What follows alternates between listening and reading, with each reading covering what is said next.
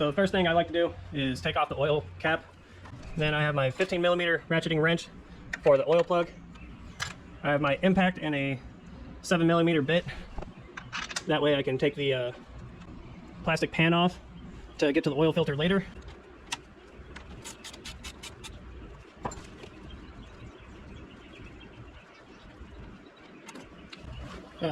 Alright, well, the oil is just about finished draining. I'm gonna get access to the oil pan and take these screws out.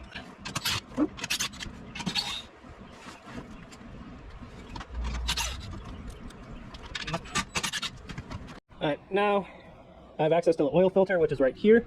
But first I'm gonna put the oil plug back in. That way I can move the drain pan. So give the plug just a quick wipe down. Yeah, right there should be good.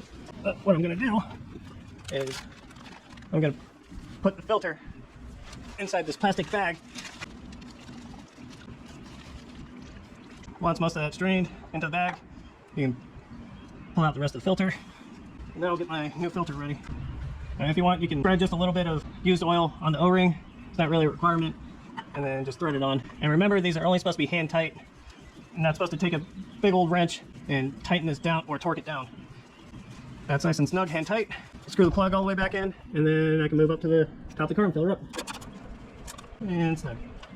Alright, that should be it for here. Alright, getting up to the top of the car. So you're going to grab a funnel of some kind.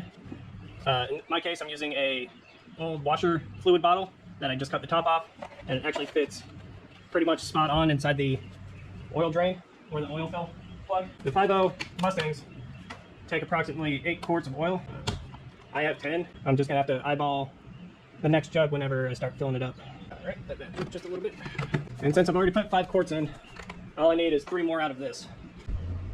Alright, that's about half quart left. Okay, cool. It should be just about 8 quarts. If I'm low, I can top it off after I get it started up. What does kind of suck if you have a big intake and a strip tower brace like me, your dipstick is down low and you have to kind of snake it through, which is kind of a pain. So clean it off, get all the old stuff off, then pull it back out to check. Alright, both bubbles are filled in, so it should be good as far as oil level goes. So now I'm gonna get in, start it up for just a little bit, let the oil circulate, and that should be that.